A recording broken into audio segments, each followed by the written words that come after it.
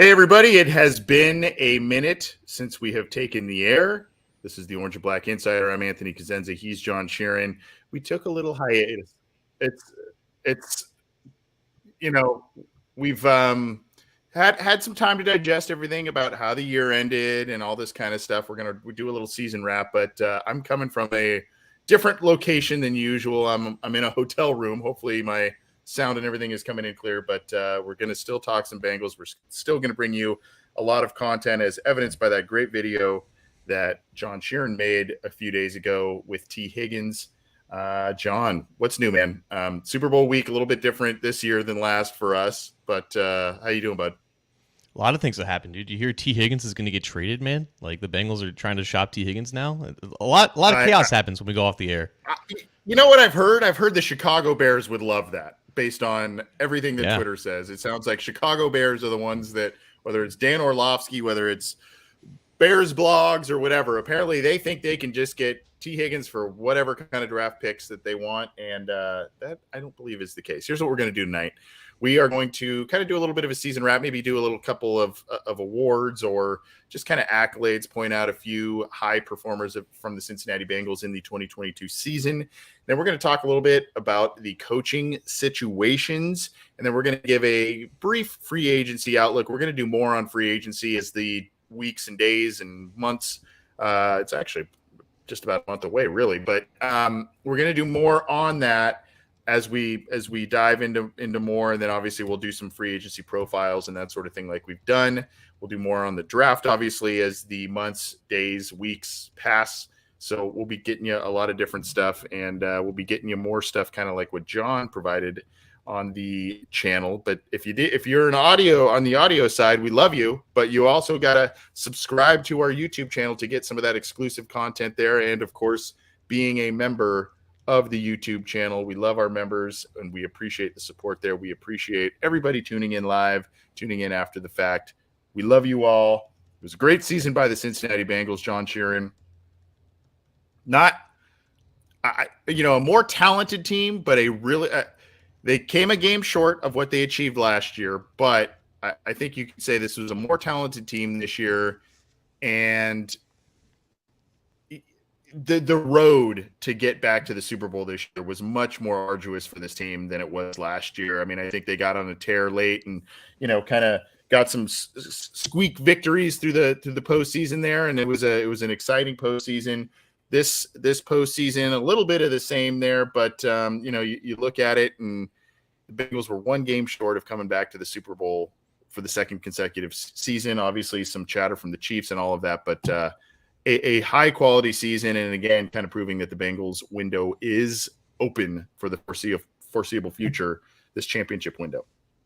Well, they really did build off of everything that they accomplished in 2021. Now, obviously, they didn't get as far. They came up a game shy, but they overcame expectations in two separate ways in both years, right? In 2021, they weren't expected to go to the playoffs at all, and they get in as a divisional champ, and then they weren't expected to go to the Super Bowl. They did that as well. And then coming into this past season, the expectations wasn't for them to go back to the playoffs for whatever reason. Right. The expectation was for regression. Like there was still an acceptance or just realization that the team was good, but not everything was going to click like it did last year. And they did exactly what we talked about and what a lot of Bengals people, analysts, and fans have talked about. Like there were things that they could build upon and they could improve on and they could be more consistent with. And it took them about 5 or 6 weeks to really get that down. But once they did, they reeled off win after win after win and put themselves in the upper echelon of NFL teams. And that was it's pretty close to the best case scenario as you could have accomplished, right? 12-4 probably would have been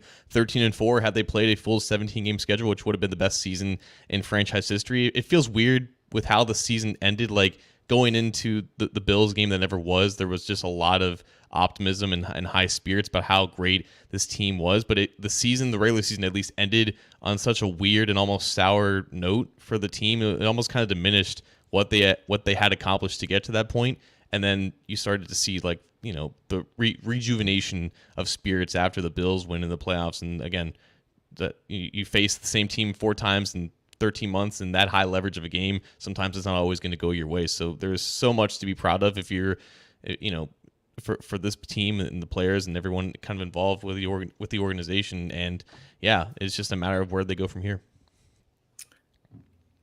You can make a compelling argument, I think, that there is more, as much, maybe more, obviously different things, though, to be proud of about this Cincinnati Bengals team over last year. And I know they didn't make it to the Super Bowl, obviously, but you're talking about another win over the Chiefs in the regular season. You're talking about high quality wins, a very tough schedule that the Bengals made it through. As you said, one of the most bizarre kind of last few weeks of the season that a team could endure.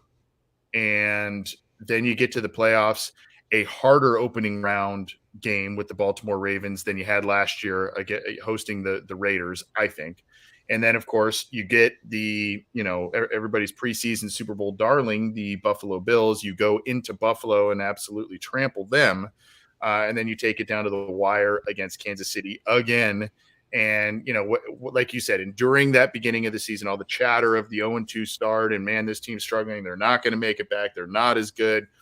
And they kind of shut everybody up. And, 3 points away from making a second consecutive Super Bowl. And that game was very, very close. They had their opportunities. We discussed that on last week's show. But, I think there still is a lot to be proud of with this team. And it looks like they're headed in a really good direction for the foreseeable future, which is a very good feeling. And, sustained success has not been a Cincinnati Bengals staple over the years, as we know. So especially sustained success in the postseason, that is definitely not a staple of them. But let's talk. I don't know if we want to do awards, John. I don't know if we want to just kind of point out some of the big, the big performers this year.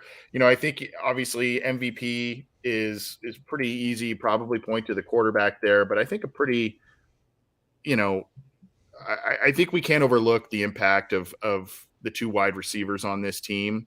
And I was really personally impressed with T. Higgins. And I know we kind of joked about him being a trade target this week. And I say that because a lot of times when there's this, a lot of people tout this 1A, 1B wide receiver group, whether it's the Bengals or other teams. And other teams, you see that 1B guy have to go to that starter role where they get all of the attention because of an injury to the other star wide receiver, and it doesn't always go very well. And when Chase went down with an injury, I think we were all going, oh boy, this is where this season starts to take a tailspin.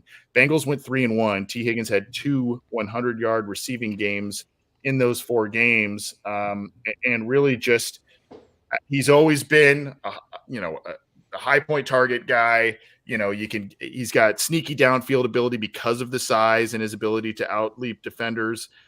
And then he's just a chain moving guy, third down monster. I love all the things Jamar Chase does, but I think we saw a particular value as we look back on this year of what T. Higgins does with this offense, particularly when Jamar Chase was out of the lineup. Yeah, that stretch specifically, no one knew what the offense is going to look like, and T just really stepped up and became that integral part of the offense that the offense just kind of moves with, and it moves because. And you just saw that throughout this season at different times. Like, he dominated the Dolphins and the Jets earlier in the season when I believe he was battling like multiple concussions, at least against the Jets. Yeah. I think there was at least 2 or 3 touchdowns that weren't touchdowns that Higgins either caught or he barely dropped throughout the season. So he only technically had 8 on the season, but it could have been close or north of 10. He just had a really, really productive season. It's just on the outside of, I believe, like the top 10 or 15 in terms of yards per game throughout the season, battling minor injuries here and there, but just really showcased his toughness. Also a great guy to talk to in person and over StreamYard. Yeah. So that was a great opportunity that we had. Shameless self-promotion. Go check out that interview. Yeah, definitely check out that interview. But yeah, just a great season from him, and I think he's really developed into everything that I think they hoped for coming out of Clemson. Definitely wasn't the finished product coming out of college, but not all 20, 21-year-old guys out of college entering the NFL are, but he's really developed everywhere. I have to go back to Chase, though, just because of the evolution of how he had to just progress this season after last. Like, both these years, including the playoffs, he had I think almost exactly 150 or 155 total targets, but the way that those targets came to him were completely different compared to his rookie season and his second season, because the NFL just had to take notice of what he could do and how he could torch single-high defenses in man coverage. And the entire shift in defensive philosophy for facing the Bengals was primarily because of what Jamar Chase could do, and defenses had to do that, and Chase and the Bengals had to adjust because of that. And it wasn't always pretty, especially in the beginning of the season. Burrow, clearly wasn't his full self entering the season, and that kind of impacted Chase's production. But even still, week one, I think Chase had like 100 yards or so on 10 catches and a touchdown on like 90 or 100 snaps played in that game. So no matter what defenses tried to do, Chase still got his. He had a dominating game against the Falcons with a bad hip that made him sit out for the next 4 weeks, right? He had to recover from that.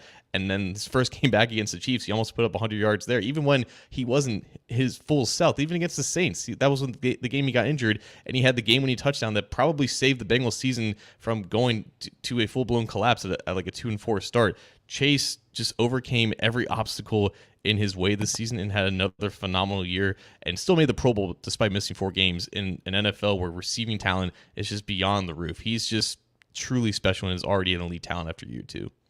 Yeah, I mean, touchdown in the Pro Bowl as well. So you like that. Look, I mean, obviously the wide receivers, including Tyler Boyd, just a great year from them. Some nice moments from Trenton Irwin as well on offense. And so, I mean, a lot of contributors, a lot of new faces, be it from free agency or the draft. I think you had a lot of good contributors. I think Hayden Hurst was a nice addition. We'll talk about him in just a little bit as we talk about impending free agents and whatnot. But he was a guy that I think, third down, kind of those drag routes, those little out routes, and let him muscle his way forward for another few yards to get that first down. He was a high effort machine, a guy that just did a lot of good things for this team as an ancillary weapon. And I think a lot of people would like to see him back for a number of different reasons. But as we go on, one of the guys too, we have to look at the secondary this year, John, because they lost arguably their best player. You could probably say Jesse Bates is the best player in that secondary, but you have arguments to say, well, Von Bell is the best player. Well, Jesse Bates is the best player. Well, Chidobe Awuzie definitely has an argument of being one of the best players and quietly one of the better corners in this league. And Eli Apple had to step up. And while there were still some stumbles from him, there were still some solid performances from him, still playing the best football of his career with the Cincinnati Bengals. But again, shameless self-promotion, favorite of the show, Cam Taylor-Britt, a guy we talked to in the summer, just an outstanding young man from, a personality standpoint, and just our chat with him. And please go check out that one too when you get a chance. But, he's one of those guys. He's kind of the poster child, if you will, of this draft class that started to kind of blossom a little bit as the year wore on. And that's what you like to see. I mean, Volson, there's talk about, well, he actually technically could have been the weak link on the offensive line. There were some nice moments from him, some nice moments late in the season, particularly against the Buffalo Bills from this young man here. And then, of course, Dax Hill had to play late in the year. That was important in the postseason. You had Zachary Carter doing some things as well on the defensive line. So, we started to see some corners being turned, pardon the phrase and the pun there, with some of these young guys at the end of the year here, particularly in high-profile postseason games. Taylor-Britt's season is extraordinary, no matter how you look at it, because, the guy wasn't a first-round pick, but he was the highest draft pick that the Bengals have traded up for, and I think over 25 years. Like, them trading up in the second round is pretty much unheard of, and they did it targeting this guy.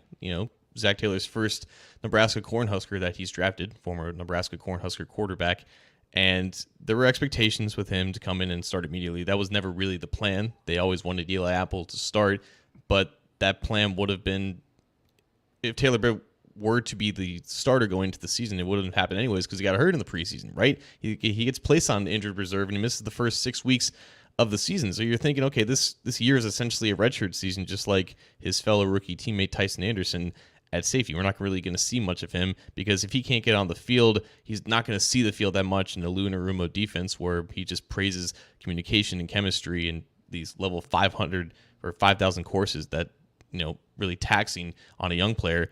But instead, he plays for Eli Apple in week 7 and has a couple of good moments, but he's still a little rocky out of the gate. But then he's thrown into the fire once Awuzie goes down with a torn ACL. He's playing opposite of Eli Apple, and pretty damn quickly he develops into a solid cover corner. He had some, up and down moments, but that's to be expected out of a rookie, especially playing arguably the toughest position to play aside from quarterback as a rookie. And by the time he was settled in, he looked settled in. Like, he was always an aggressive tackler. He was always a physical player in coverage, but he really started to settle in with what the Bengals were asking him to do, dropping back into zone and staying with these guys and just being a really productive player as a 23-year-old rookie, and this very hard secondary to kind of mesh in with. The fact that he turned himself into a solid starter after the start of the season, dealing with injuries and not getting any playing or practice time, is pretty extraordinary. And the Bengals have to be really happy about where they have, or about what they have opposite of Awuzie going into 2023. Yeah, it was the core injury, I think, that he had in the offseason, right? Or in training camp that kept him out, really. But a guy really, I mean, you look back at that Bills game, John, and it was like, man, from minute 1 in that game, he was hammering wide receivers. He had the late interception. Yeah, really did. And I think when you look at just how poorly the Bills performed on offense in that game, you have to look at players like that. You have to look at, Eli Apple in that game too. And just, it was, of course, Jesse Bates and Von Bell doing their thing too, but I was really impressed with this young man here. And we got a couple of comments from one of our members. And of course we did leave out Ted Karras, Michaela Garfield, one of our members who we love. Ted Karras should probably be mentioned. He was right there in terms of new guys, I think is what she's referencing there. Of course, Ted Karras, yes, big shout out to him, and a guy that was a locker room leader. It had an effect immediately. He and Kappa, particularly of the 4 new starters, were the guys that were most effective and just kind of had the biggest impact there. Now, it wasn't a perfect line, particularly from the get-go, but there was a stretch, John, and you can argue too that it might have been against that weak NFC South, but there was a stretch towards the middle, kind of towards the end of the season before the injury started racking up, that this line was performing at a pretty high level. You look back at that Joe Mixon game where he had the 5 touchdowns against the Carolina Panthers. You look at, a couple of nice games from Joe Burrow, and you saw some good line play, at least more steady. And that's what really is such a bummer about this postseason, because Bengals didn't really have a fair shake when you lose your starting right tackle. Your starting center is hobbled in that final game there. Your stud right guard is out of the lineup. Your left tackle's out of the lineup. I mean, you kind of go, well, man, what could have happened in that Chiefs game if they just had, 2 of those 4 guys fully healthy, But it is what it is. The Bengals need to assess that in the offseason, but definitely Karras deserves a tip of the cap too. I mean, Karras, it goes beyond just what he did on the field. Like, he was one of the more consistent centers in the league. Like, I almost considered voting him to be a Pro Bowler just because he just really didn't have any blemishes throughout the season. Now, obviously, being center, you're not tasked with that difficult of pass protection, tasks as an offensive lineman, but he was still a really solid player throughout the season. There was no weaknesses in his game. But I think it was more the leadership that he brought immediately. Like, he was a free agent signing, but he's been around the block. He's won 2 Super Bowls. He came in with that championship mindset, and I feel like towards the middle of the season, when I think it was just after they suffered a loss, and he was being talked to by reporters, and it was just the fact that we're not gonna have a bad practice. We're gonna keep a good mindset, and we're gonna keep pushing forward, and we're gonna get this win. And I believe they won the next week, right? So you could sense that, at least from the outside, that Karras brought that veteran leadership and that needed leadership that group specifically needed after coming together with 4 new faces, the chemistry that it required for them to eventually mold into a solidified group was definitely needed. And I feel like that was started with Karras. Yeah. And just because punters, kickers, and special teamers are people too, we will talk a little bit about that as well. Not the most, not I don't know if I want to call it a rocky season from the special teams, or it wasn't a bad season, but oddly enough, John, the guy that I am most impressed with in the special teams unit is Cal Adamitis. I mean, you can talk about Evan McPherson and obviously of the big kicks that he continued to make. unfortunately, Drew Chrisman, he had a couple of good games and some others down the stretch where, he kind of quite literally outkicked the coverage or hit line drives, and it just didn't work out as well. Trent Taylor had a couple of nice returns on the year, but nothing that was Pac-Man Jones-esque as a punt returner. But you have a guy who comes in week 2. He couldn't come in week 1 because he wasn't active. He comes in week 2, an undrafted rookie, right? And is a guy that just comes in, and it was steady. It was absolutely what the Bengals needed, because you saw the impact of what happened when Clark Harris left with that freak injury, and how the Bengals lost that Steelers game essentially because he was not healthy. And so they had to resort to Mitchell Wilcox, who, by the way, ended up being a nice little ancillary weapon for the Bengals too, and did a lot of nice things down the stretch. But Adamitis just coming in and just sliding it on in there, and just let's keep the machine going. To me, that had to be pretty impressive given the situation, given the youth and everything with that entire scenario. It was very impressive that he made people kind of forget about Clark Harris, right? Like, and that's impressive considering how a Pro Bowler, right. But he's a long snapper, and you don't really realize how much you need competency there until you realize that you do need it. So the fact that they were able to get a rookie who, in fairness, was, I believe, the best long snapper in college football in his last year, like the fact that they were able to sign him, get him into the building, and just have him prepped in case he was needed is very important. And we can go on for over an hour about all the players on the roster, but I do want to give some final shout outs, all having to do with injury, whether they stepped up because of it or they had to persevere despite it. Trent Irwin, probably the surprise of the year. Like we knew that he could play in some scenarios like in the preseason, but the fact that whenever the Bengals had an injury at receiver, whether it was Chase, whether it was T. Higgins, the fact that he could come in, play all 3 spots, and just actually be a weapon for Joe Burrow is nothing short of astounding, and he deserves all the credit that he's got. DJ Reader, he was on this monstrous pace before he suffered a torn MCL that forced him to miss 6-7 weeks. Then he came back and was essentially the same player despite missing all that time, despite that injury. The fact that he overcame it and battled through the recovery and everything and still was an elite player, not only as a run stopper, but as a pass rusher. The fact that he was one of the Bengals' better pass rushers throughout the season as a 340-pound nose tackle was astonishing. And then Trey Hendrickson, battling through a fractured wrist towards the end of the season, and the pass rushing productivity never really dwindled despite him having only played like 50% of the snaps towards the end of the season. A lot of guys this year either having missed a lot of time or missed some time here and there, just toughing it out when, sometimes you don't always expect that, but always being in the building, always getting that extra work in. It was really this culture that was established with this team that just had this bond, and like you don't really see that much. And I think that was really exuded through these guys having to play through injury, because everybody plays through injury all the time in the NFL, but these guys, like, we knew about their injuries. We knew that they had reasons to miss more time or to miss some games, and the fact that they toughed it out for this season is definitely extraordinary. It's a good point.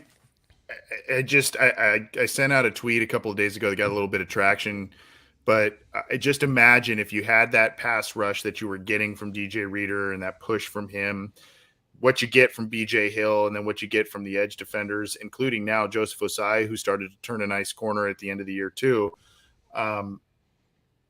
You look at, if you had one additional constant other inside presence to rotate in with those guys as a pass rushing, what essentially a Larry Ogunjobi, what Larry gave you in 21. If you're able to do that, man, that defensive line would have really taken another nice step forward. But yeah, good call on some of those omissions there. But again, not really. I mean, we could do awards, but I mean, MVPs and all that kind of stuff are pretty, it's pretty cut and dry when you're talking about the Bengals and Joe Burrow and whatnot. But we wanted to kind of run the gamut and talk about some players that we were impressed with this year, and maybe some ones that are a little under the surface, so to speak. But let's keep going here, John. I think where we wanted to go next, just to update some folks. And if I omit some very recent news, please let me know, because I have been driving for the past 2.5 hours. So if something has happened before we took the air here, I kind of scrambled to take the air. I don't want to leave anything out, but here's what's happening. Essentially, Brian Callahan, Lou Anarumo, and Dan Pitcher are getting various looks for head coaching vacancies. And it looked as if for the Arizona Cardinals, I don't know that any announcements have officially been made as of yet, but the Arizona Cardinals have whittled it down seemingly to Mike Kafka and Lou Anarumo. Callahan was, I think, in with the Arizona job, but also with the Colts job as well. And then Pitcher is getting, I believe, some offensive coordinator looks in Tampa Bay after they let Byron Leftwich go. And Pitcher, unfortunately, if he does take that job, he is not going to be having Tom Brady. As we all know, he just retired. So kind of a little bit of a transition going on down south there. But did I miss anything as I was traversing through lovely Southern California traffic today, John? I think that's kind of where we're at with a lot of things. Yes. So Arizona's not going to announce a head coach until the conclusion or after the conclusion of the Super Bowl. They have the second interview with Anarumo. I believe that's scheduled for Friday. They had the second interview with Kafka earlier this week, so it's just down to those two. Callahan was informed that he wasn't in the running, but he is still in the running for the Colts job. Jim Irsay, I should say, said that decision's coming within the next few days. I would assume that's also going to be like right after the Super Bowl, because you don't really hear a lot of head coaching hires like in the days leading up to this, just because all the attention is on the Super Bowl. But it's Jim Irsay. He's unpredictable, so maybe they'll announce it within the next couple of days. But yes, Callahan is still in the running for that job, along with incumbent Jeff Saturday and I believe Aaron Glenn, who's the defensive coordinator for the Detroit Lions. And Dan Pitcher just had a second interview with the Bucs today for the offense coordinator. So I just want to I want to say I want to go with this a little bit, and I don't want to dwell too long on this because most, or all of these may or may not get these jobs for which they are interviewing, right? So it may end up being a moot point if most, or all do not get these jobs. It would be bittersweet because obviously you don't want to lose these guys, but it basically means that the Bengals have been performing at a high level and these guys are very deserving of these jobs. And it's a side note for me, it's really weird to see Anarumo it's a very similar path to the Mike Zimmer thing, right? Zimmer was in the league forever and never got a head coaching job, and then finally got one with the Vikings and was there and had a modicum of success with them. And so now Lou Anarumo, a guy who's been around the league forever, right, has not had head coaching jobs, and now he could potentially have one.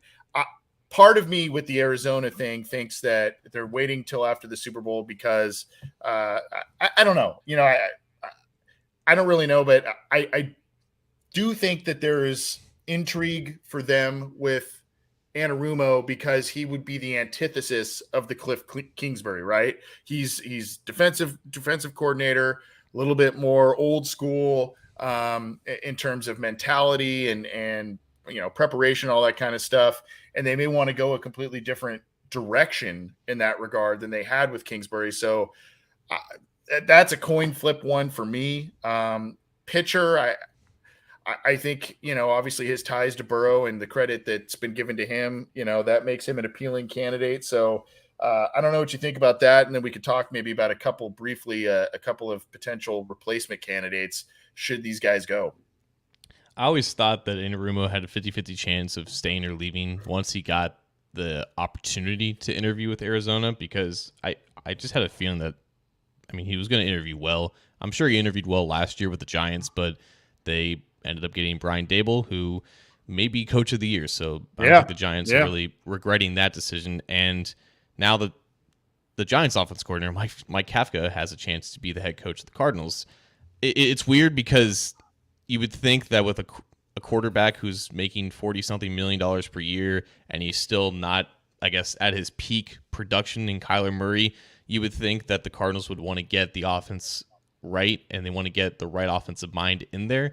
And you don't know who Anarumo is going to hire as his offensive coordinator to make sure that Kyler Murray performs up to his contract. So, I would think that they would still lean offensive.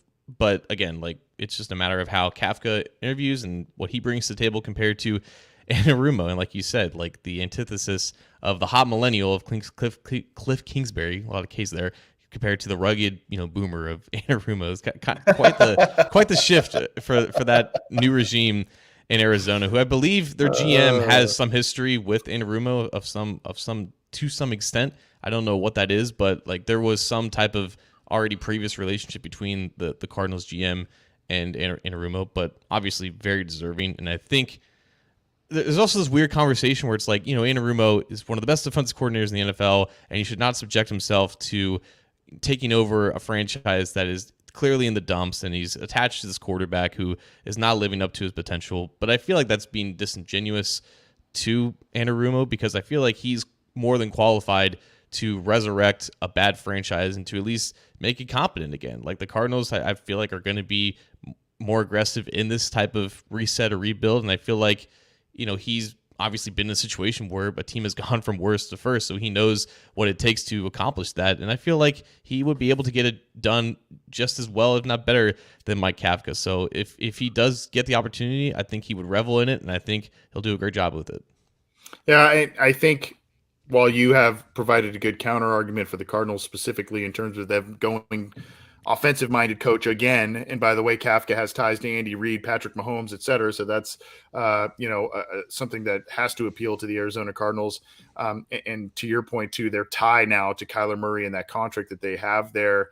And I guess to also play contrarian to my own point and piggybacking off of yours, you see, if you look around, you're seeing, a little bit more success, particularly when you look at the Bengals with some of these offensive-minded head coaches, as opposed to the Vic Fangios and other older defensive coordinators who've been around the league for a while, not really doing. But I mean, with the younger offensive-minded coaches too, there's risks. I mean, there's Hackett, Kingsbury, and others that are in the line of kind of, oh boy, that's that's not looking so good. So it'll be very interesting to see what they do there. Like you said, Irsay's a complete wild card with what he's going to do with the Colts. I know he absolutely loves Jeff Saturday, but I don't think, given the PR fallout with that, I don't think they can do that.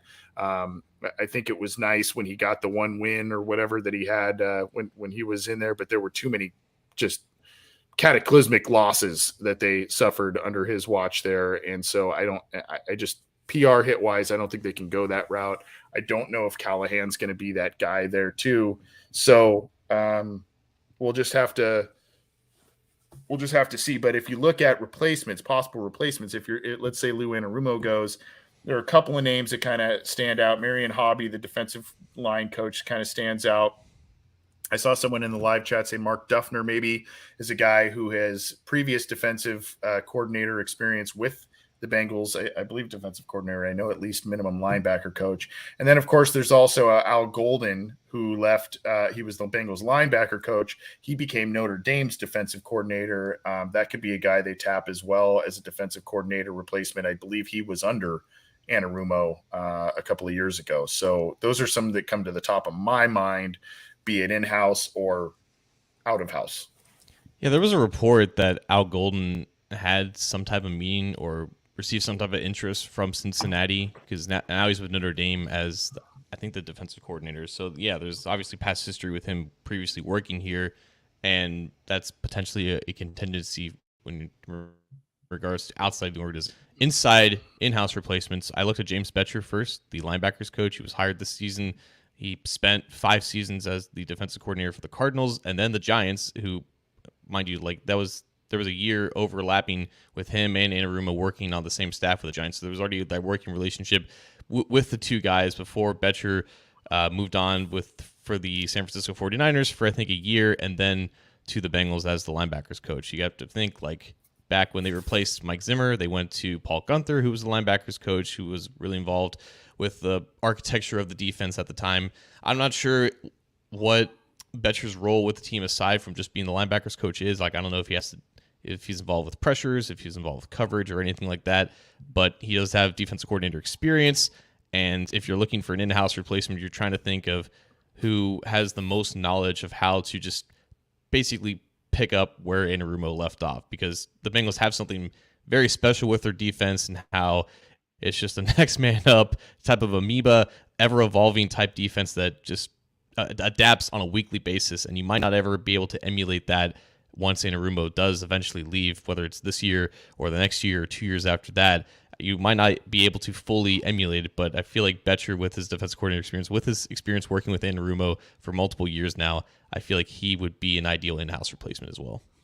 That's a good point. There's always the risk you run there where you kind of like, well, let's just kind of keep things afloat with a guy who's already been on the staff. And we've seen mixed results recently with that when the Bengals lost Zimmer and they brought in Gunther, who was a linebackers coach. And it was, you had initially some success, but some other things where it just wasn't the same when Zimmer left there. But regardless, if you one guy, and he may, last I checked, he was interviewing for NFL head coaching jobs or offensive coordinator jobs. I don't know if he got one. He's interviewed with the Baltimore Ravens. He has interviewed for that Tampa Bay Buccaneers offensive coordinator job. It's Todd Monken, who is on the Georgia staff. Not only do the Bengals love Georgia guys, University of Georgia guys, but Monken was a guy, I think, that was an early candidate that Zach Taylor interviewed for offensive coordinator or some sort of role with the team when he first took over this job, and then he ended up going with Callahan. So that's a name. If he doesn't land with either one of those teams, that could be a guy. Whether it's pitcher, I would assume if he's interviewing for offensive coordinator jobs, it would be if Callahan leaves, and then he kind of becomes part of the brain trust maybe with Taylor. I don't know exactly what happened there in terms of maybe there wasn't a fit, but that's a name that popped in my mind because there was a past interview or a past interest there with Zach Taylor and Todd Monken. Yeah, I figured that Monken would be the favorite to land with the Bucs just because he used to coach for the Bucs before he moved on. I believe he went to the Browns, and then he went back to the college ranks where he eventually ended up with Georgia and won a national title or two as the offensive coordinator. So he's done a good job of kind of working his way back up to the NFL level. So he has history with Tampa Bay. I feel like that relationship there should help him land the job. But obviously, pitcher's a little bit younger. He's obviously worked in the NFL more recently. He's worked with an elite quarterback in Burrow. He's going to be an offensive coordinator sooner or later. So it would be a great opportunity for him, even if the Bucs are probably not in a great place from a roster standpoint because they don't have a quarterback answer. Aside from that, like, in-house replacements for Callahan, like, I would first look, if pitcher does leave for Tampa Bay, like Troy Walters immediately comes to mind with how involved he is with the Reds on offense, and he's already getting looks as the new offense coordinator for the Houston Texans, who just hired D'Amico Ryans. So that interview, I believe, already happened within the last week, but we haven't really heard any developments with that.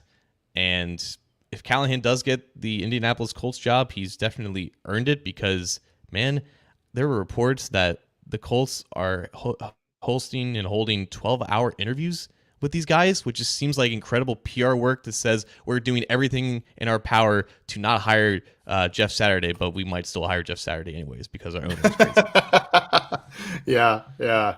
Well, that's the latest on some of the coaching news and some of our, I don't know, probably uneducated guesses on, who may or may not replace some of the Bengals coaches that end up leaving, but we'll see what happens. We're going to spend another couple minutes on some free agent stuff, at least get you up to date on whose contracts are maybe a little bit of outlook in terms of the Joe Burrow contract, and then we are going to start to close things up. So let's talk about impending free agents and Joe Burrow's contract extension, because all of that is intertwined, John, and all of that kind of plays into each other. So let's pull up this story on Cincy Jungle here where you can see all of the impending free agents. Of course, the biggest name there, Jesse Bates, playing on the franchise tag, and he keeps saying he wants to be here, but he can't leave the money on the table, and that's the vibe he is getting from the Cincinnati Bengals. But here you go. We're going to have to scroll a little bit. We've got Jesse Bates, Jermaine Pratt, another interesting conundrum there for the Bengals, Von Bell. So all of a sudden the Bengals, look at this too, Eli Apple, corner, Trey Flowers, corner. So a lot of secondary questions there. Sharping, who had a couple of good games with the Bengals in relief, but man, that last game, not a good performance by him. So interesting to see if they bring him back for a backup kind of situation again. Hurst, questions there. Tight end's going to be really thin too. Drew Sample, Mitchell Wilcox. He is a restricted free agent though, so those are usually pretty easy to keep. Michael Thomas, a longtime veteran and a guy who was a special teams staple. And then, of course, you've got questions at running back, including Samaje Perine, Trent Taylor at wide receiver, Brandon Allen, backup quarterback, Clark Harris, We talked about the whole Harris Adamitis thing. Adamitis is an ERFA, I guess, exclusive rights free agent. Jalen Davis, another cornerback. Travion Williams, who started doing kickoff return duty there. Chris Lammons, a defensive back. Joe Bacci, the linebacker. Clay Johnston, a linebacker, both restricted free agents. And so is Elijah Holyfield, a running back who is an exclusive right free agent. So a lot of names there, John, some of which would be easy to keep, some of which seem to be, if you're talking about being shown the door, Jesse Bates there. So some big decisions for the Bengals, particularly on defense. So if they do keep Anarumo, they're going to need to figure out what they're doing on that side of the ball with these impending free agents. Yeah, just because they're easy to keep doesn't mean that they always stick around. These are obviously fringe roster players for the most part that either had a role and succeeded with it for the most part, or didn't really do that much with it, and they're just very expendable, especially with an offseason that's going to feature multiple draft picks and probably close to 15 or 20 college free agent signings. So a lot of competition, obviously, throughout the offseason, and some of these guys, they may come back on a one-year deal, but they may not survive the offseason, right? You just look at the top of the list, though. You have 18 out of 22 incumbent starters still under contract for this season, but the 4 or 5 that aren't under contract, most of them play on defense. And it's almost like a one or neither situation for some of these guys, right? Jesse Bates, pretty much 1% chance that he comes back at this point. Like, if it hasn't happened now, it's probably not going to happen, which leaves the door open for Von Bell, right? If there's no Jesse Bates contract on the books, then that gives them an opportunity. It gives them more capital to work something out with Von Bell. But it doesn't really matter like how much cap space they save with not re-signing a guy like Jesse Bates. The Bengals probably have a price point for Von Bell, and Von Bell has a price point for himself. And if the two come to an agreement, then that's what happens. But I'm not going to say that like when Jesse Bates leaves, then Von Bell is 100% going to resign. Like there's still a process that both sides have to come to and eventually come to an agreement on.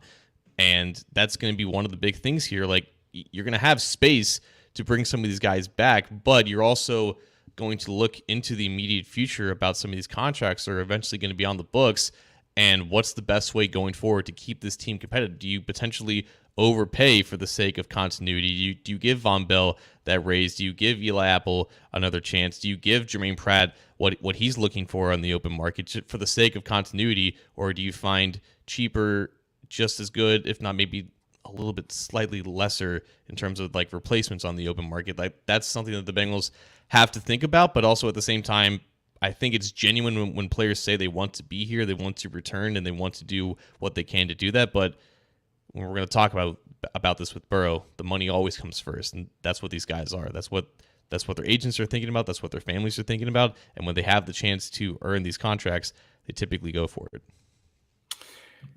The other thing to take into account there as well is, what happens with Lou Anarumo when you're talking about those top 4 names on there, top 5 names, I think, on there with Trey Flowers included. I mean, does Lou Anarumo leaving or staying, how big of an impact, how big of a sway does that have? And or if he does leave, who the Bengals hire for that open job, how much pull does that have for these guys wanting to stay? Are they going to want to stay regardless of who the defensive coordinator is, as long as Zach's head coach? Are they going to want to stay? I mean, they probably all love Zach, but I mean, are they going to also want to stay? Hey, I really want to stay if Anarumo's here because I've played my most successful ball under him, that sort of thing. So that's another kind of thing to sort out with this. And then, of course, you kind of hinted at it. This is Jamar Chase spoke on Joe Burrow's contract demands or his upcoming contract extension. If you can talk a little bit about this one here. Basically, he said Burrow wants to structure his contract to keep his weapons around him. Now, what does that mean? What does that look like? That's just kind of up for debate. It's a good thing on the surface, right? It sounds good on the surface, but the Bengals are going to need to pay heavy money for Joe Burrow. And then maybe that's something that up front, if he's the first guy to get that contract, they do that. And then they work things out down the road. They kick that can down the road in terms of restructuring or whatnot when it comes for a Chase extension. Higgins extension or a Higgins franchise tag or whatever that looks like. But that's kind of what he said there. And obviously Chase and Burrow are very tight. Yeah, I mean, Bengals don't restructure anyways, but like even still, like the Chase extension is coming next year, right? So you wouldn't restructure a deal like a year after it happened. To me, right. The way that Chase worded this is like, the structure to keep space open for obviously him and T. Higgins. To me, that means like just backloading the deal to hell. And I think you're not going to see a lower average annual value than 50 million, right? That's where the market is with Aaron Rodgers. There's no logic in Burrow ever taking less than what the established market for the quarterback market is, or the established level, whatever that is. So, but you can still achieve that average annual value over the life of the deal while also lowering the cap hits in the first handful of years to keep the space for some of those other extensions. And that's just going to be something that they have to think about. Like they're going to have to think with all these contracts in mind in unison when they're negotiating this, but while still keeping their traditional negotiating tactics alive. So I don't know what this looks like, to be honest with you. Like I think Mike Brown has mentioned the Patrick Mahomes contract in passing before, and that's basically with rolling guarantees.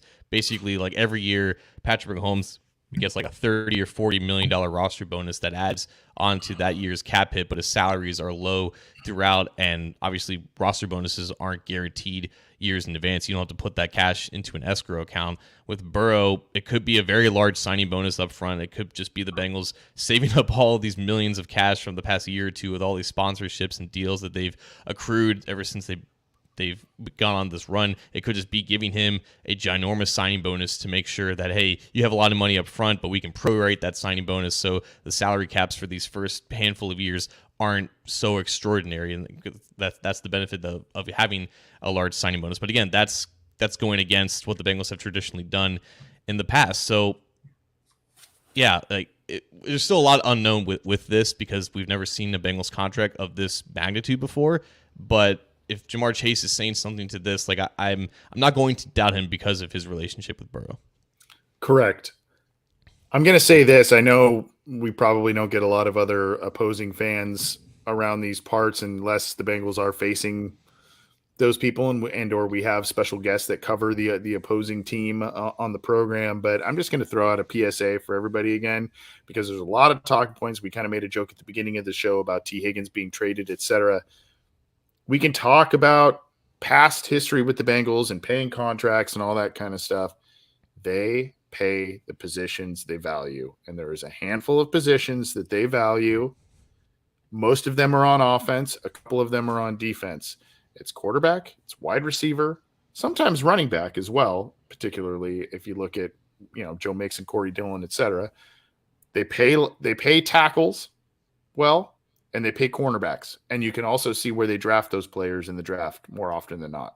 So if we're going to talk about, if this ancillary noise is that there's no way the Bengals are going to pay all these people because of the Brown family and all, the Bengals pay quarterbacks, they pay wide receivers. And this quote from Chase talking about keeping the weapons together, keeping the core together, I think it all points to, that's the goal, but I think it is feasible in a lot of regards because this team does pay those positions. And I want to make a PSA too, because the Chase quote really brought out a lot of other people saying that, like, okay, this confirms what I believe to know about Joe Burrow, and that he would prioritize winning over being the highest paid quarterback, right? He has that trait that people equate to Tom Brady, right? Because Tom Brady never signed a deal that made him the highest paid quarterback in the NFL for a multitude of reasons that we don't have to get into. But I just want to say this, like, even though we have an idea of who Joe Burrow is and some of these athletes are, I feel like there's a hypocrisy that happens here. Fans, they expect players to be competitors all the time on the field, right? Compete every single down, compete every play, compete every week like it's your last, always want to win for my team. And that changes the instant the playing stops and you get to the negotiating table. Then it's about, okay, do what's best for the team, right? Do what's best to win, put your competitive edge to the side, and that's asking players at this level, these athletes at this level, to go against what I believe to be like is their nature. Like, these guys aren't just competitive on the field. They're just competitors in general.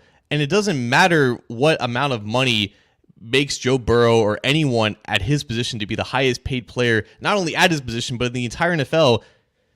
It's not about what X amount of money makes you happy. It's about beating the next guy. And it's not just exclusive to quarterbacks. It's exclusive to anybody. Like, these guys, like, their competitive drive is so much bigger and greater than any of us feeble-minded people could possibly fathom. So I hate the notion of thinking that a player wouldn't want to be the highest paid player at his position for the sake of keeping his team competitive, when there are ways to still achieve that status as the number one paid player while also still helping the team.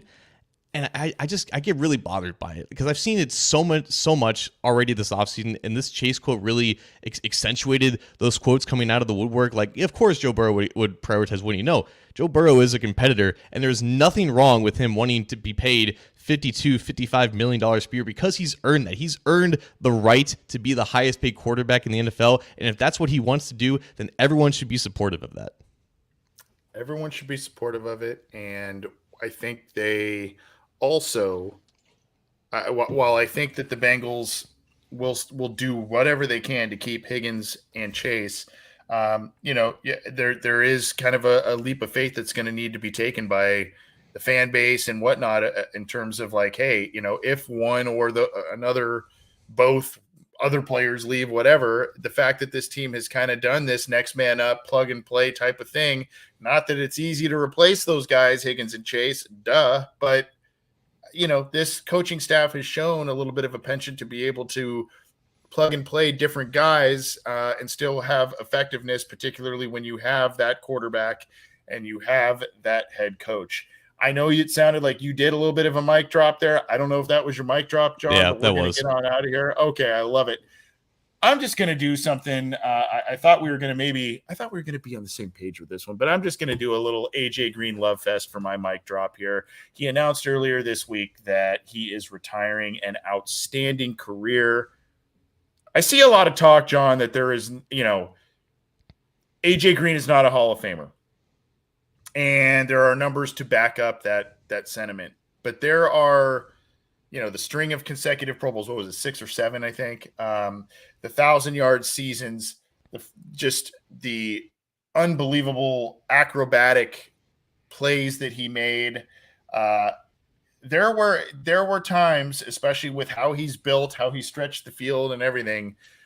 Moss had probably a little bit of more speed on him, Randy Moss did, but there were a lot of Moss-like plays with AJ Green. And I don't like to personally, I just don't like the complete dismissal of him being a Hall of Fame player because of the impact he had on the Cincinnati Bengals, the impact he had on the NFL. I know he came in with Julio Jones. By the way, if anybody's wondering, Julio Jones had a lot of significant injuries in his career too. But it's a recency bias a little bit with AJ Green. Obviously, you look back and you go, well, here we are in 2023. It was probably 2016, 2017 when he was truly still a dominant receiver in the NFL. And then you look at the injuries that kind of happened here. But, John, that is the pick. I remember hearing on a local radio station out my way that the Bengals, had they not gone with if AJ Green was gone, or if Von Miller was on the board, Von Miller was going to be the pick by Marvin Lewis in that draft. I still contend that while Andy Dalton stepped in admirably and took over a really tumultuous time in Bengals history with Carson Palmer leaving and them needing a quarterback, and Andy Dalton likely outperforming, when you really look at everything, likely outperforming everyone's expectations that we all had for him as a rookie. AJ Green was a huge reason why the Cincinnati Bengals had that string of playoff appearances, division titles, everything from 2011 through 2015. And he was a guy that, I love Chad, and I think there is a strong argument to still be made that Chad was a better Bengals wide receiver than AJ Green. I think you could also find ways to argue the reverse of that in some respects. And one of those is that I saw AJ Green step up in those Steelers games and put up touchdowns and numbers when Chad sometimes would disappear, whether that's on him, whether that's on the quarterback or what have you. The big games, the divisional games, and you look at how he torched the Baltimore Ravens. Chad did that a lot as well, by the way. I can't tell you how much high regard I have for AJ Green, and I congratulations on a great career. Just a guy that also always kind of seemed to do things the right way. It was always kind of odd, that Jalen Ramsey thing, because it was like, whoa, I don't know this AJ Green, but always even keeled, always had the right things to say.